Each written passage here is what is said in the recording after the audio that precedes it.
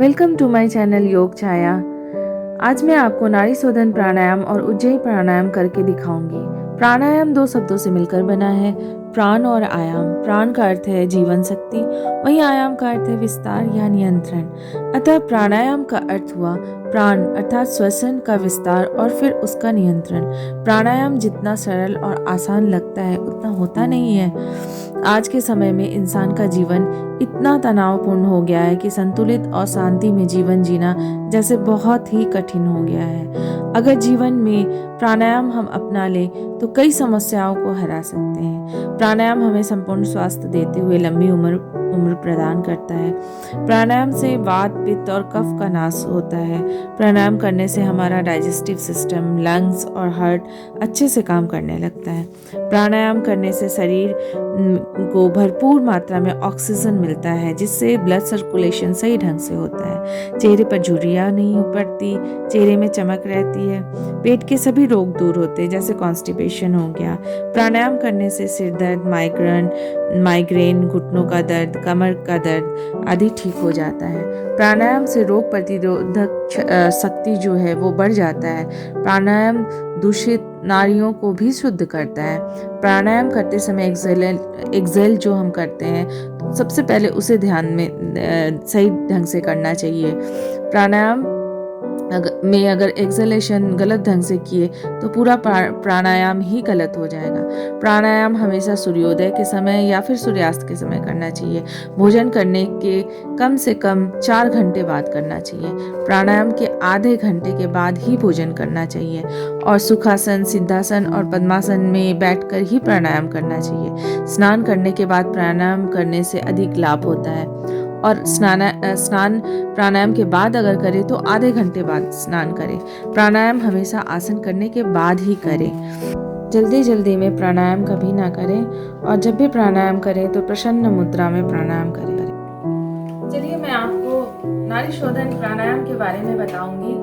नाड़ी शोधन प्राणायाम को ही हम अनुलोम विलोम भी कहते हैं। नाड़ी शोधन प्राणायाम करने के पहले सबसे पहले हम सुखासन में बैठेंगे।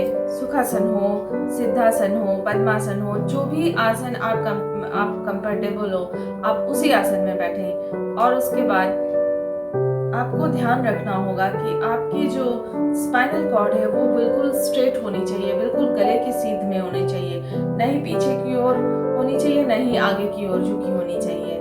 तो बिल्कुल स्ट्रेट बैठ जाए। बिल्कुल स्ट्रेट बैठने के बाद आप अपने दोनों हाथों को ज्ञान मुद्रा में रखते हुए घुटनों के ऊपर रखें और फिर अपनी आंखों को बंद कर लें। अब दाहिने हाथ को नासिका ग्रह मुद्रा में बनाएं।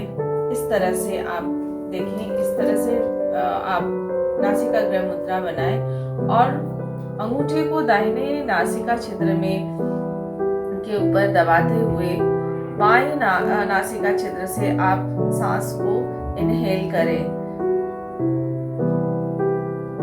उसके बाद आपकी जितनी कैपेसिटी हो उतना आप उसे होल्ड करें। देखिए इस तरह से।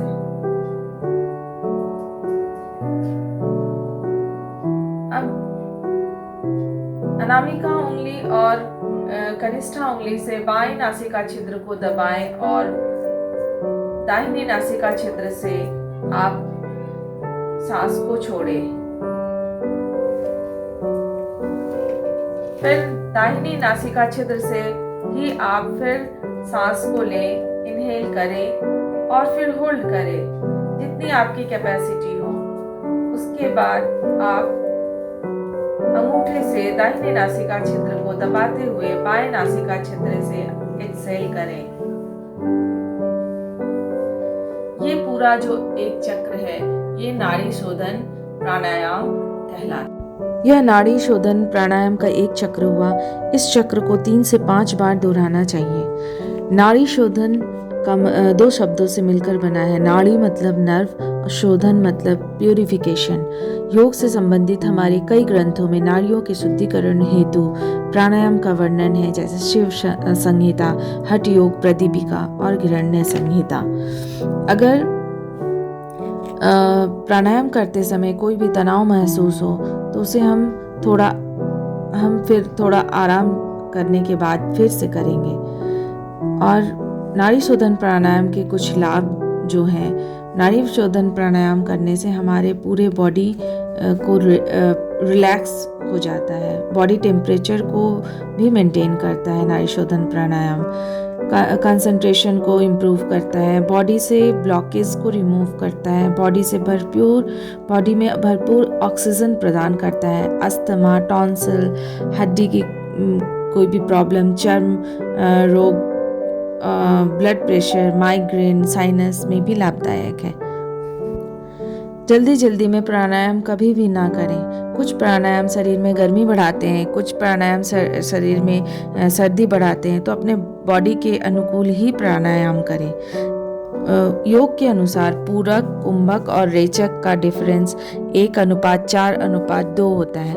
मतलब 1 सेकेंड में अगर आप श्वास इनहेल करते हैं, जिसे हम पूरक कहते हैं, 1 सेकेंड में इनहेल करते हैं तो उसे 4 सेकेंड होल्ड करना पड़ेगा। होल्ड करने को योग में कुंभक कहते हैं, योग की भाषा में कुंभक कहते हैं। और 2 सेकेंड एक्सहेल करने में लगाना होगा, यानी रेचक करना होगा। एक्सहेल को योग की भाषा में रेचक कहते हैं। बहुत सारे प्राणायाम हैं, जैसे नाड़ी शोधन प्राणायाम सहित कुंभक, सूर्यभेदी, उज्जयी, शीतली, भस्त्रिका, भ्रामरी, मूर्छा, केवली और सितकारी। ये सभी प्राणायाम मैं आपको अगले ब्लॉग में बताऊंगी। अगला प्राणायाम जो है उज्जयी प्राणायाम। उज्जयी का मतलब है विजय, यानी जो इस प्राणायाम को करता है उसे वो अपने सारे रोगों के ऊपर विजय प्राप्त कर लेता है। तो उज्जयी प्राणायाम में भी आप किसी भी आसन में बैठ जाएं, चाहे सुखासन हो, पद्मासन हो, रखें। फिर अपने दोनों नासिका छिद्रों से आप सांस भीतर की ओर ले जाएं। सांस नासिका छिद्र से होते हुए गले को संकुचित करते हुए आप सांस को अंदर ले जाएं। तो गले से होते हुए छाती तक, हृदय तक सांस को भरें। फिर इसे कुंभक लगाएं, यानी इसे होल्ड करें। होल्ड करने के बाद आप दाहिने नासिका छिद्र को बंद करें और बाएं नासिका छिद्र से सांस को बाहर करें। ध्यान रखें, इसमें आपको जब आप सांस ले रहे हो तो अपने मुंह को बंद रखना है और अपनी आंखों को भी बंद रखना है। और जब हम सांस लेंगे, जब हम इनहेल करेंगे, तब एक अजीब सी आवाज आएगी अंदर से, जैसे मैं करके दिखाती हूँ।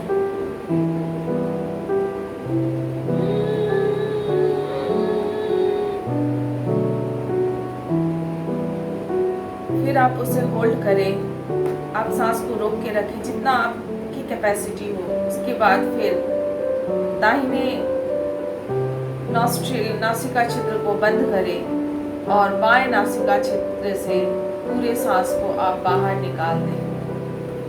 ध्यान रहे, बिल्कुल स्ट्रेट बैठें, आंखों को बंद रखें और मुंह को भी बंद रखें। इस तरह से हम देखेंगे उज्जयी प्राणायाम। प्राणायाम का उद्देश्य है संपूर्ण स्वास्थ्य देते हुए लंबी उम्र प्रदान करना। प्राणायाम द्वारा हम सांस की गति को नियंत्रित कर सुखी हो सकते हैं। उज्जयी प्राणायाम में लंग्स पूरी तरह फैलता है और छाती ऊपर की ओर उठ जाता है। यह प्राणायाम कफनाशक है तथा हार्ट के प्रॉब्लम और गले के प्रॉब्लम को दूर करता है। इसे करने से कंसंट्रेशन बढ़ता है, मेमोरी को यह तेज करता है। अगर लाइक, शेयर और सब्सक्राइब करेंगे तो मैं आगे भी योग से रिलेटेड बहुत सारे वीडियोस बनाऊंगी और योग के प्रति लोगों को जागरूक करूंगी।